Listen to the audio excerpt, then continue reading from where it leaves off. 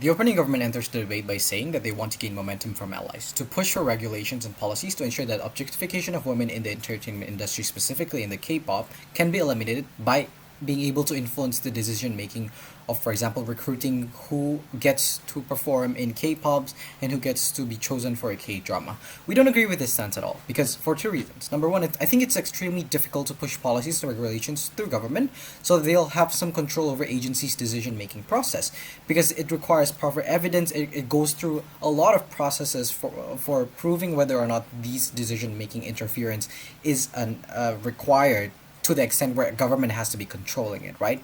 And it might also not be accepted by the community because the community that supports the policy needs to not only come from feminists but a huge portion of the society to ensure that these government policies can actually be implemented, right? But secondly, even if yes, this policy is implemented, then their question is how specific would it be? Because there are a lot of parameters when it comes to recruiting, for example, actresses or idols, right? We think that it's very, very hard to push these kind of policies and make sure that the change is available. And this is what we as coaching government is going to change. We're going to bring a new setup, right? Because we're going to focus on grassroots movements instead of trying to focus on policies and regulations that we think is not going to be effective. What we're going to do is we're going to push agendas, for example, to support idols who feel control or deprived of their agency as they have to adhere to certain beauty or behavioral standards that the K-pop has, and in terms of how it affected their mental health and the way they look at themselves. Because at the status quo, for example, idols and actresses are limited into what public informations they can expose. These are the things that we want to push, right? And we think that this kind of approach will bring a new perspective to the world of K-pop, and that women deserves right regardless of whatever profession they are and how they look. And taking into account how huge K-pop industry is right now, we believe that these types of movements can be a great platform to voice out our voice as feminists movement. So that's what's going to differentiate us from OG. But before moving on to my extension, I'm going to rebut the stances that opening opposition have given. The main stand of opening opposition, one of it, is that instead of abolishing beauty standards, what they want to create is as much choices for people to choose from as possible. They even went to the extent of blaming feminists that we're mad at K-pop because we can't choose the beauty standards that they already created. We think that this type of perception is it's bad for the feminist movement, as well as bad of the inclusivity of the community. Because we understand that representations are important in that matter, but to say that the K-pop industry is helping to create that is false. Because the problem is whether it's not always about whether people can choose their beauty standards, but some people don't even want to have to adhere to any beauty standards at all. What they want is they're able to be comfortable with however they look. It doesn't have to affect how people look at them. It doesn't affect how they're able to be employed, and it doesn't have to affect their relationship with others, for example. These are the things that, for certain reasons, does not require people to choose from certain beauty standards. They don't need to choose from any beauty standards in the first place. That's why they need to be comfortable with how they look, whether or not they're wearing makeup, whether or not they have, for example, hairs on their body. This is the type of thing that we want to embrace. And yes, representation is part of it, but to say that we're only going to limit it to the choices is very false. Feminism is about inclusivity and protection. How can you blame certain segments of the feminist movement just because, for example, they have to choose of certain standards? And if you don't choose it, it's your problem because this is the solution that we're giving. We say that is false. But then let's talk about the second thing that they talk about, right? Why we cannot oppose the Korean pop movement or the Korean culture movement is because it exists out of demand. Because there is supply and demand, therefore it's justified for the K-pop movement to have whatever beauty standards they have. And they even went to mention that the K-pop industry is giving a fresh look in the entertainment. Like, we think that it's irrelevant the moment they talk about, for example, Grammys and how it brings a new genre. We think, okay, it's great, but why is that in the interest of feminist movement? Even if they do create better entertainment, but at the expense of other people not feeling good about themselves because now they have another reference of how ugly they are, why would it be in the interest of the feminists? We believe that if demand is the main benchmark, segregation activities back in the day were thriving because the majority demanded that segregation exists because they want to be able to have an upper leverage. If demand is the only benchmark that we have, how are we going to protect the victims of these capitalistic views. The opening opposition is not talking from the perspective of a social justice warrior. What they're defending is their capitalistic stance, where they're going to support whatever capitalistic movement there is, as long as there's demand, because the supply and demand law applies. We believe that even if supply and demand law applies, but these capitalistic movements have long been profiting of women's insecurities.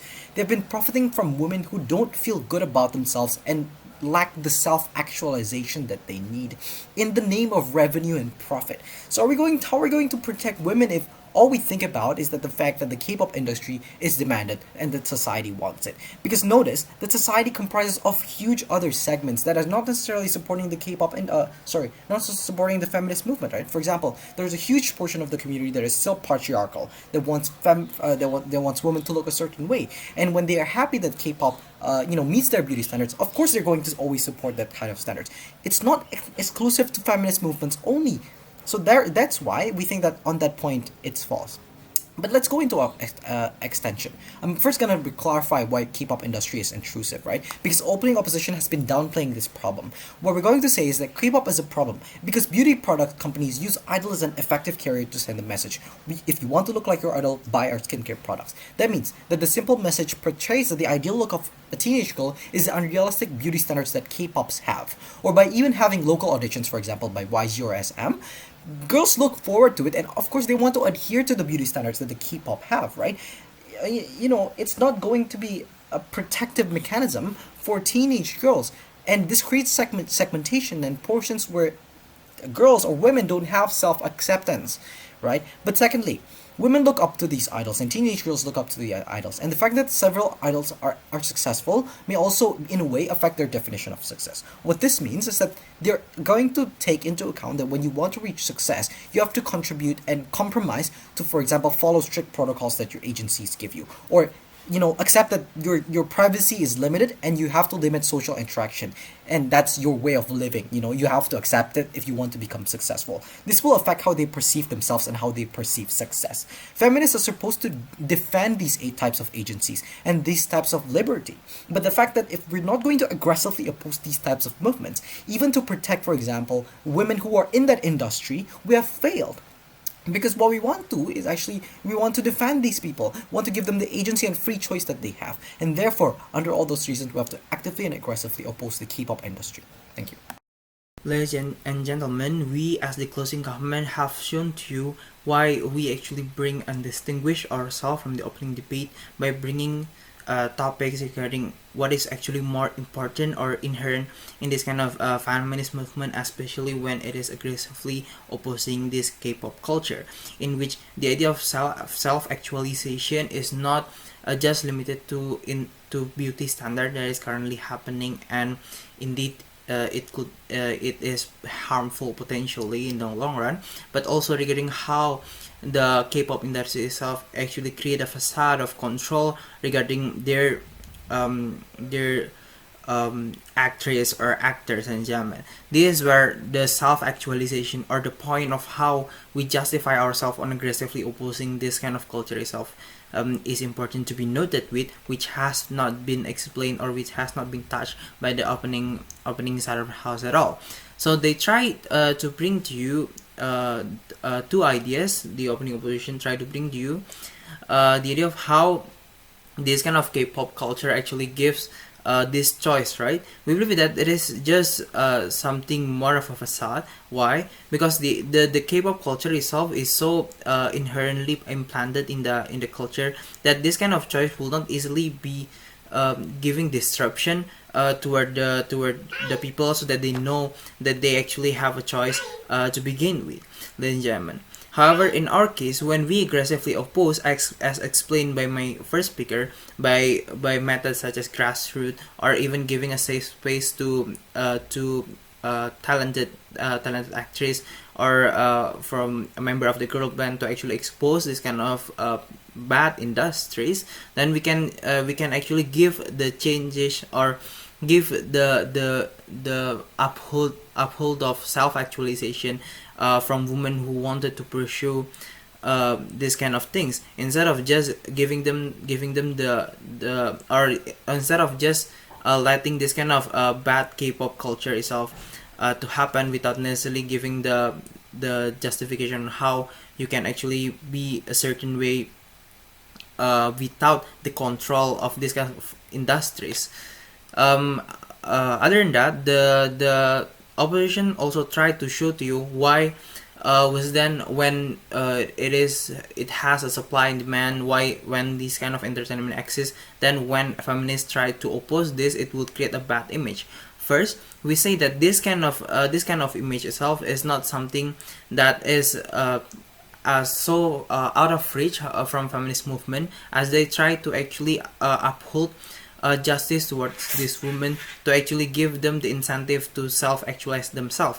In the current condition, we cannot just normalize the idea of how people have different perception of beauty standards, when in fact the beauty standards itself, for example in Asia itself or is in Eastern countries itself, is very skewed due to this kind of K-pop industries. Not only they are trying to portray to you how this K-pop industry actually give a hand-in-hand a stake between with the current other culture, for example like Western culture.